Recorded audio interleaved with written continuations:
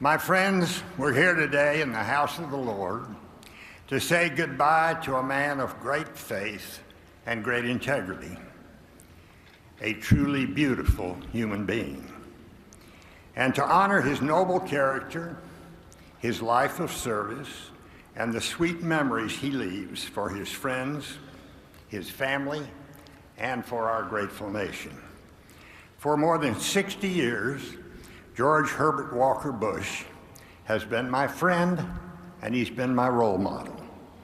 Today, as we entrust his soul to heaven, his name to history, and his memory to our hearts, I must begin with an apology.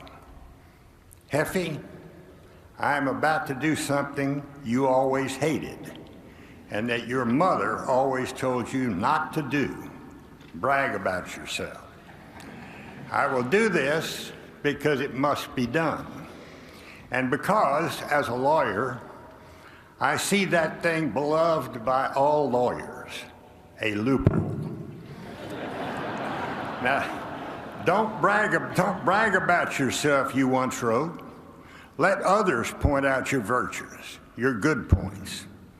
Well, today, Mr. President, I am that other, with the special privilege and joy of sharing your good points. As we have heard and as we know, George Bush was a charter member of the greatest generation. As we gather here to salute him, his incredible service to our nation and the world are already etched in the marble of time. After becoming the youngest naval aviator, he served in increasingly responsible positions on behalf of his country: congressman, ambassador to China and to the United Nations, director of the CIA, and vice president. Then, as history will faithfully record, he became one of our nation's finest presidents, and beyond any doubt, our nation's very best one-term president. For millions and millions across the globe, the world became a better place because George Bush occupied the White House for 4 years. He was not considered a skilled speaker, but his deeds were quite eloquent. And he demonstrated their eloquence by carving them into the hard granite of history. They expressed his moral character, and they reflected his decency, his boundless kindness and consideration of others, his determination always to do the right thing, and always to do that to the very best of his ability. They testify to a life nobly lived. He possessed the classic virtues of our civilization and of his faith, the same virtues that express what is really best about this country. These same ideals were known to and they were shared by our founding fathers. George Bush was temperate in thought, in word, and in deed. He considered his choices, and then he chose wisely. The Berlin Wall fell in November 1989, less than 1 year into his presidency. It was a remarkable triumph for American foreign policy, as joyous East and West Germans danced on the remains of that hated wall. George Bush could have joined them, metaphorically, and claimed victory for the West, for America, and frankly, for himself. But he did not. He knew better. He understood that humility toward, and not humiliation of, a fallen adversary was the very best path to peace and reconciliation. And so he was able to unify Germany as a member of the North Atlantic Treaty Organization, notwithstanding the initial reservations of France, the United Kingdom, and the Soviet Union.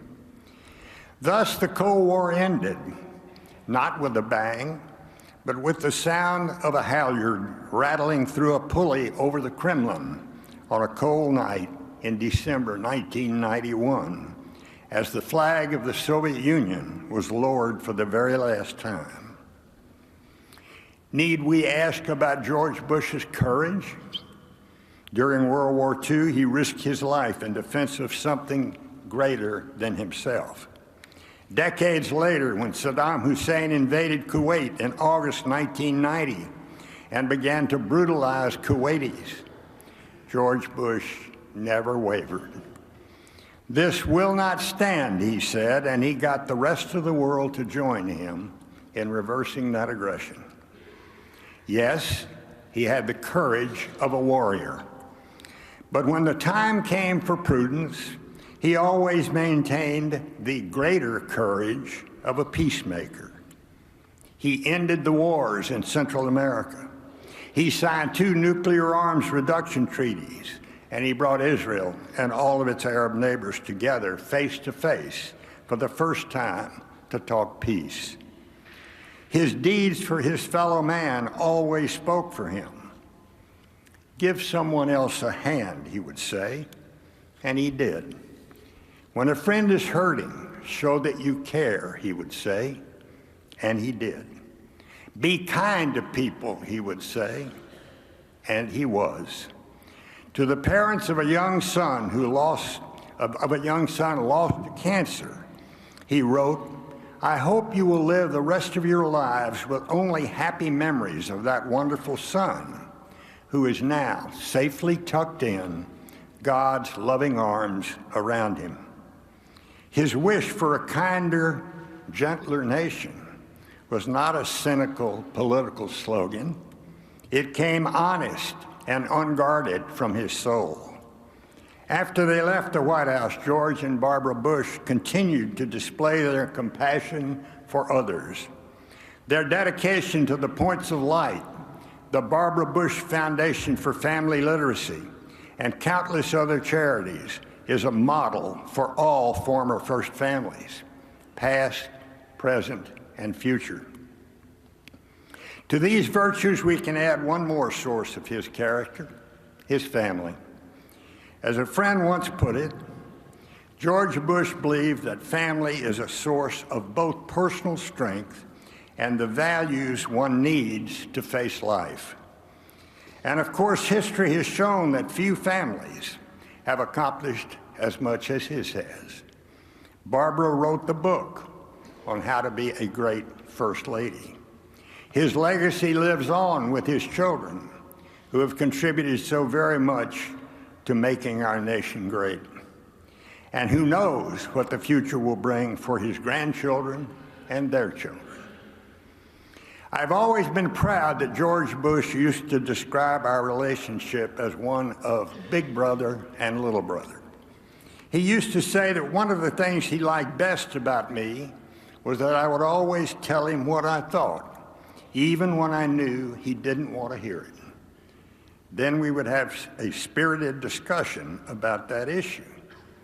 But he had a very effective way of letting me know when the discussion was over. He would look at me and he'd say, "Baker, if you're so smart, why am I president and you're not?" He was a leader, and he knew it. My hope is that in remembering the life of George Herbert Walker Bush and in honoring his accomplishments, we will see that we are really praising what is best about our nation, the nation he dearly loved and whose values he embodied. There is more to say than time permits. And anyway, when measured against the eloquence of George Bush's character and life, our words are very inadequate. And so I conclude these remarks with his words, written some years ago to his old tennis buddy. "We have known each other a long time," he wrote to me. "We have shared joy and sadness, and time has indeed gone swiftly by. Now it races on even faster, and that makes me treasure even more this line of William Butler Yeats about where man's glory begins and ends, namely with friends. My glory is I have you as such a friend. To which I reply, on behalf of his friends here today, across America and throughout the world, we rejoice, Mr. President, that you are safely tucked in now and through the ages with God's loving arms around you. Because our glory, George, was to have had you as our president and as such a friend.